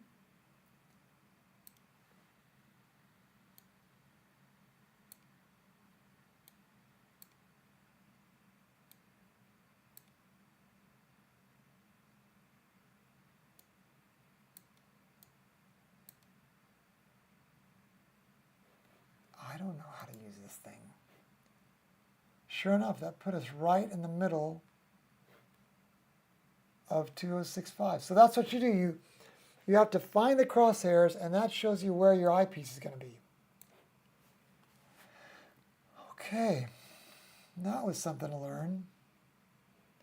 It'd be nice to find this fence, wouldn't it? So, clear ambient skies, you're saying those stars are over here somewhere. You think it's that?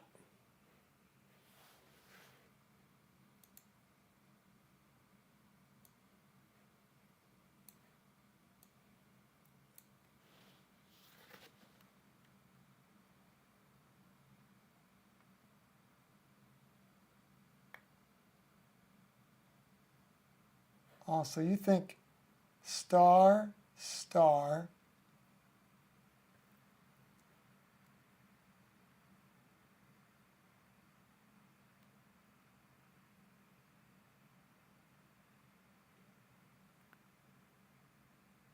no, in the window behind the one that's currently open.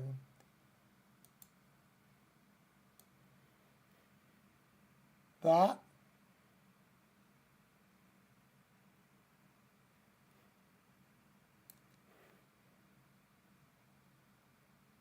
So you think these three are these, or four.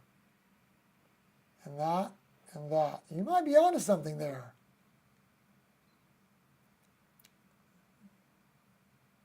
Bam, bam. Yeah, because look, this shoots off in a left direction, as does that.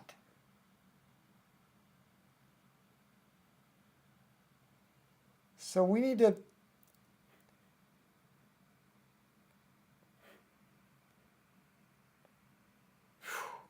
boy, clear ambient skies. This is team astronomy. Okay, so you're saying here, now where are we on this map? Because we changed the orientation. Look, north is straight up. So let's come back here and put north straight up again.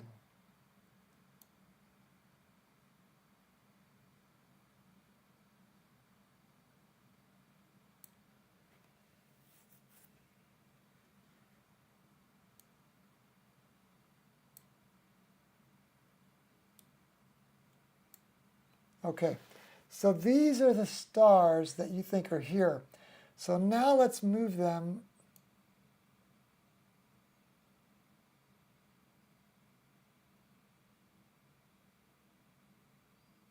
like that.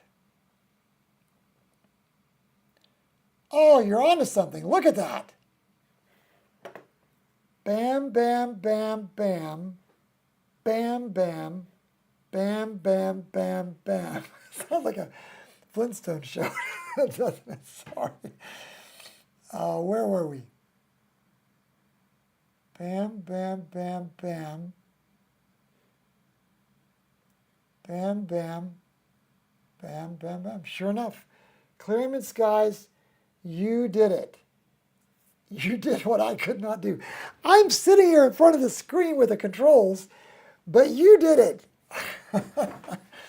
All right, so now let's carefully zoom in,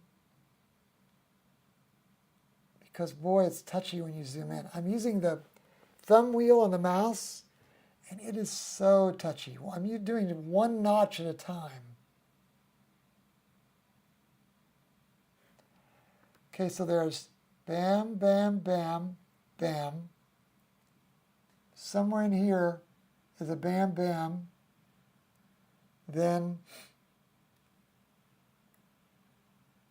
bam, bam, bam, bam. Okay. Right. Bamming. All right, so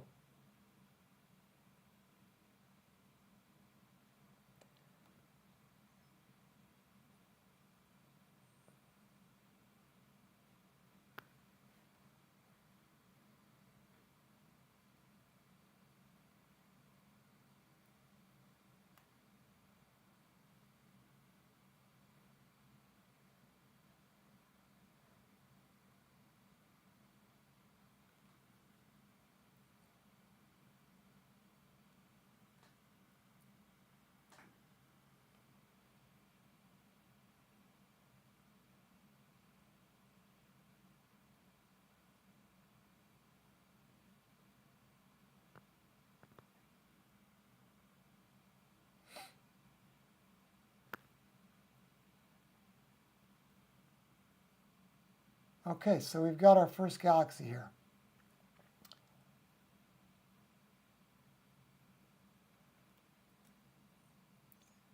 Right here,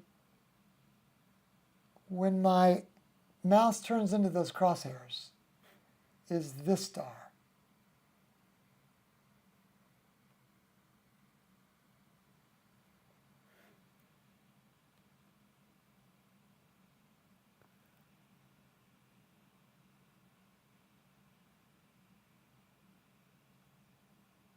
And that's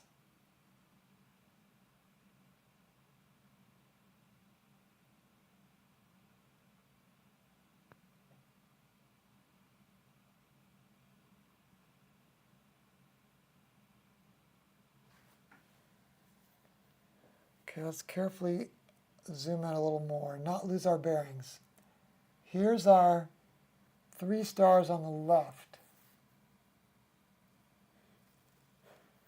Let's zoom in our map a little more.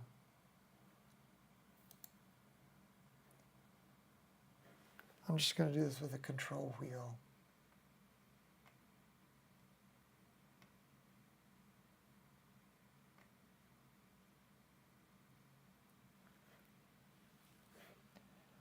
Now let's go over here.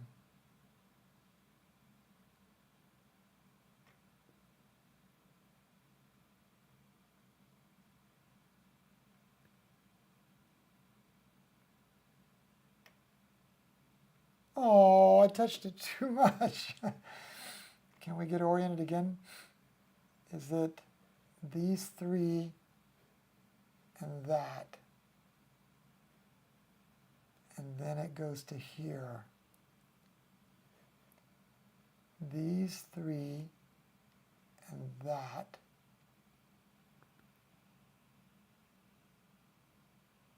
And then it goes to here.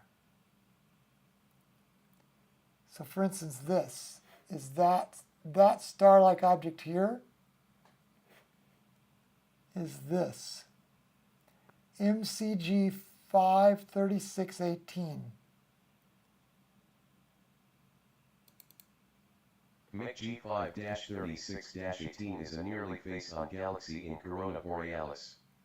It is magnitude 17.2, with an apparent size of 21 by 16 arcseconds.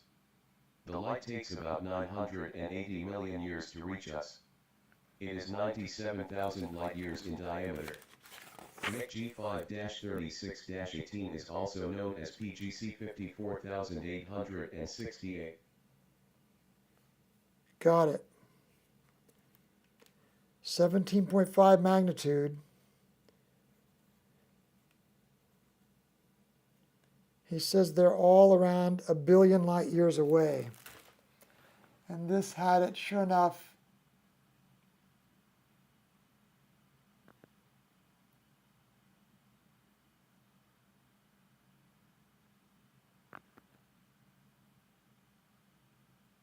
yeah, at 1 billion light years. So, right here, where my pointer is pointing, you're looking at a galaxy that's 1 billion light years away.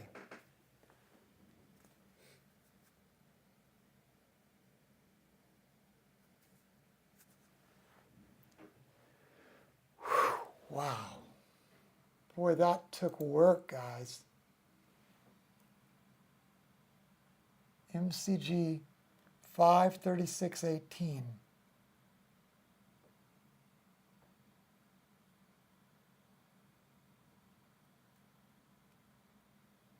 And now you could just start looking at all of them, because every one of these is another galaxy.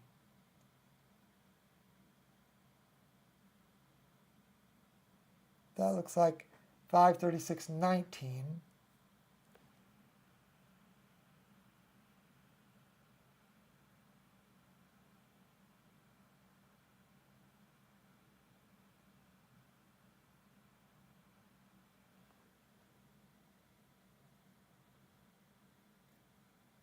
Yeah, exactly. Tiffany says, think about what was happening on Earth 1 billion years ago. Wow. These distances, I can't even fathom them. I mean,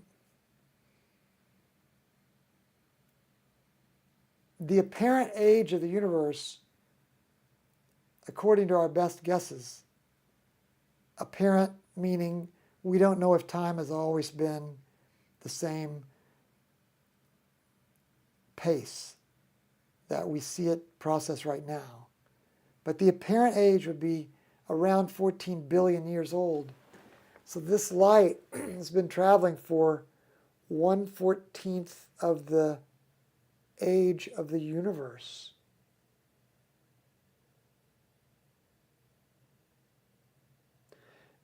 And these photons traveled all this way and hit the mirror in our RASA telescope tonight. Bounced down the shaft, bounced back up into that mirror, into that camera. From there, traveled down into this equipment and across the fiber optic relay so that we could see them here on our screen tonight. 1 billion light years away. Did you notice in that little information screen, it said, oh, by the way, this is not detectable in your RASA telescope.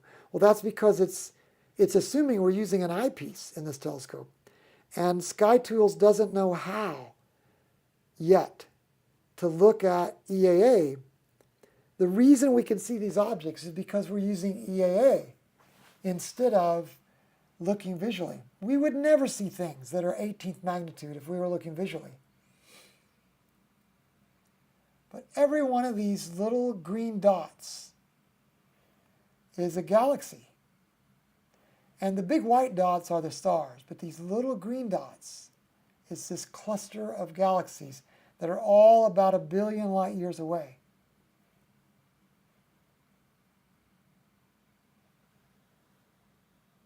Tiffany says, what a gift.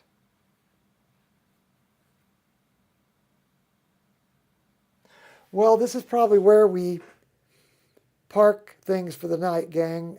Some of you stayed an extra 5 minutes over, but man, for me, it's been worth it to be able to see this. This is a target that is difficult in an 18-inch telescope.